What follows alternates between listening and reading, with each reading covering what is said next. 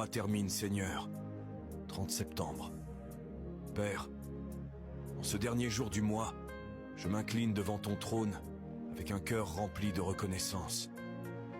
Merci, Seigneur, d'avoir marché avec moi jour après jour, de m'avoir relevé dans mes faiblesses, de m'avoir... Si tu as eu la chance de rencontrer un bonhomme, évite s'il te plaît ces 3 choses. Numéro 1. Ne prends pas la gentillesse de ton homme pour acquis. L'erreur grave que nous faisons souvent est de penser que, parce que l'homme est gentil aujourd'hui, il le sera toujours quoi qu'on fasse. Ton homme observe tous les gestes et les paroles que tu lui renvoies. Si tu le traites constamment mal, sa gentillesse va diminuer au fur et à mesure. Si tu lui parles mal, s'il est tout le temps en train de se plaindre, il va devenir de plus en plus sévère envers toi. Tu vas constater qu'au début de la majorité des relations, l'homme est très attaché, très gentil. Et après quelque temps, il devient invivable. Ce n'est pas forcément parce qu'il a déjà eu ce qu'il voulait de toi, et il veut se débarrasser. Dans beaucoup de cas, c'est sa partenaire qui l'a rendu sévère sans s'en rendre compte.